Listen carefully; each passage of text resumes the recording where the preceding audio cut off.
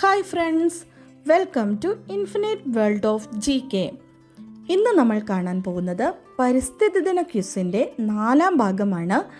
ഇതിനു മുൻപേ തന്നെ 3 വീഡിയോകൾ ഞാൻ അപ്ലോഡ് ചെയ്തിട്ടുണ്ട്. അപ്പോൾ കാണാത്തവർ അതൊക്കെ കൂടി ഒന്ന് കാണാൻ വേണ്ടി ശ്രമിക്കുക. നമുക്ക് ഇന്നത്തെ ചോദ്യങ്ങൾ നോക്കാം. ആമസോൺ കാടുകൾ കൂടുതലായും ഏത് രാജ്യത്താണ് സ്ഥിതി ചെയ്യുന്നത്? ബ്രസീൽ.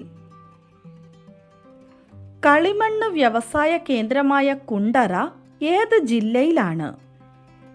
കൊല്ലം.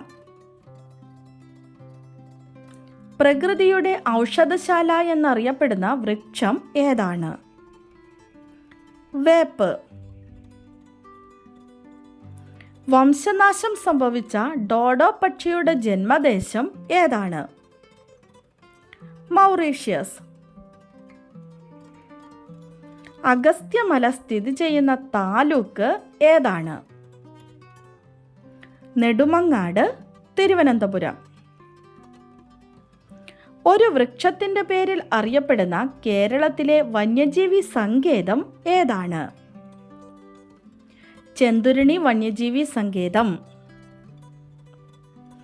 ഇന്ദിരാഗാന്ധി നാഷണൽ പാർക്ക് സ്ഥിതി ചെയ്യുന്നത് എവിടെയാണ്? തമിഴ്നാട്ടിലെ പൊള്ളാച്ചിക്കടുത്തുള്ള ആനമലൈ കുന്നുകളിൽ. ലോക ചരിത്രത്തിൽ ആദ്യമായി വനസംരക്ഷണത്തിനായി എഴുത്തുകാർ ചേർന്ന് പരിസ്ഥിതി സംഘടന രൂപീകരിച്ചത് എവിടെയാണ്? കേരളത്തിൽ. സസ്യങ്ങൾക്ക് ജീവനുണ്ടെന്ന് കണ്ടെത്തിയ ശാസ്ത്രജ്ഞൻ ആരാണ്? JC boss. കേരളത്തിൽ ഏറ്റവും അവസാനമായി രൂപം കൊണ്ട വന്യജീവി സങ്കേതം ഏതാണ്? കരിമ്പുഴ വന്യജീവി സങ്കേതം, മലപ്പുറം. പ്ലാസ്റ്റിക്കിന് നിരോധനം ഏർപ്പെടുത്തിയ ആദ്യ ഇന്ത്യൻ സംസ്ഥാനം ഏതാണ്? മഹാരാഷ്ട്ര. 2ാമത്തെ സംസ്ഥാനം തെലങ്കാന. 3ാമത്തേത് ഹിമാചൽ പ്രദേശ്. 2023 ലോക പരിസ്ഥിതി ദിന പരിപാടിക്ക് ആതിഥേയത്വം വഹിച്ച രാജ്യം ഏതാണ്? ഐവറി കോസ്റ്റ് അഥവാ കോട്ട് ഡി ഐവയർ. 2024 ലോക പരിസ്ഥിതി ദിന പരിപാടിക്ക് ആതിഥേയത്വം വഹിക്കുന്ന രാജ്യം ഏതാണ്? Saudi Arabia. ഈ വർഷം ആതിഥേയത്വം വഹിക്കുന്നത് സൗദി അറേബ്യയാണ്. ഈ വർഷത്തെ, അതായത് 2024 ലോക പരിസ്ഥിതി ദിനത്തിൻ്റെ സന്ദേശം എന്താണ്? Land restoration, desertification and drought resilience. ഭൂമി പുനഃസ്ഥാപിക്കൽ, മരുഭൂവൽക്കരണം, വരൾച്ച പ്രതിരോധം. അടുത്തത് 2024 ലോക പരിസ്ഥിതി ദിനത്തിൻ്റെ മുദ്രാവാക്യം എന്താണ്? Our land, our future, we are. Generation Restoration. India ലോക പരിസ്ഥിതി ദിനത്തിന് ആതിഥേയത്വം വഹിച്ച വർഷം ഏതാണ്? ആദ്യമായി ഇന്ത്യ ആതിഥേയത്വം വഹിച്ചത് 2011 രണ്ടാമത് 2018. 2011 theme forest nature at your service. 2018 theme beat plastic pollution. നീല പതാക സർട്ടിഫിക്കറ്റ് അഥവാ ബ്ലൂ ഫ്ലാഗ് സർട്ടിഫിക്കേഷൻ എന്തുമായി ബന്ധപ്പെട്ടിരിക്കുന്നു? ബീച്ചുകളുടെ ഗുണനിലവാരം. ഏഷ്യയിലെ ആദ്യത്തെ നീല പതാക സർട്ടിഫിക്കറ്റ് ലഭിച്ച ബീച്ച് ഏതാണ്? ഒഡീഷയിലെ ചന്ദ്രഭാഗ ബീച്ച്.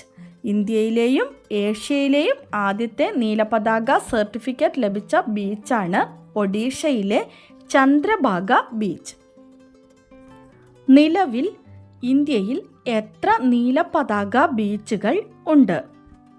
12 ബീച്ചുകൾ. വൻ വൃക്ഷങ്ങളെ മുരടിപ്പിച്ചു വളർത്തുന്ന രീതി അറിയപ്പെടുന്നത് ഏതു പേരിലാണ്? ബോൺസായി. പരിസ്ഥിതി സംരക്ഷണ നിയമം നിലവിൽ വരുമ്പോൾ ഇന്ത്യൻ പ്രധാനമന്ത്രി ആരായിരുന്നു? രാജീവ് ഗാന്ധി. പരിസ്ഥിതി സംരക്ഷണ നിയമം നിലവിൽ വന്ന വർഷം ഏതാണ്? 1986. 1972 അമേരിക്കയിൽ DDT എന്ന കീടനാശിനി നിരോധിക്കാൻ കാരണമായ പുസ്തകം ഏതാണ്? നിശബ്ദ വസന്തം. റേച്ചൽ കേഴ്സൺ എഴുതിയ നിശബ്ദ വസന്തം. ഏഷ്യയിലെ ആദ്യത്തെ ബട്ടർഫ്ലൈ സഫാരി പാർക്ക് എവിടെയാണ്? തെന്മല, കൊല്ലം.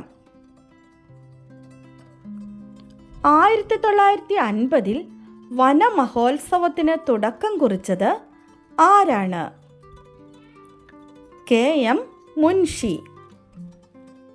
നമ്മുടെ കഴിഞ്ഞ ദിവസത്തെ ബോണസ് ക്വസ്റ്റ്യൻ കാണാം. നോ സ്മോക്കിംഗ് ഡേ അഥവാ പുകവലി വിരുദ്ധ ദിനമായി ആചരിക്കുന്നത് എന്നാണ്? ആൻസർ: എല്ലാ വർഷവും മാർച്ചിലെ 2ാമത്തെ ബുധനാഴ്ചയാണ് പുകവലി വിരുദ്ധ ദിനമായി ആചരിക്കുന്നത്. ഈ വർഷം അത് മാർച്ച് 13 കറക്റ്റായി ആൻസർ പറഞ്ഞിരിക്കുന്നത് റിനു, ഷഹനാസ് ഫാത്തിഹ, വേദാലക്ഷ്മി, ഹേമലത ആർ.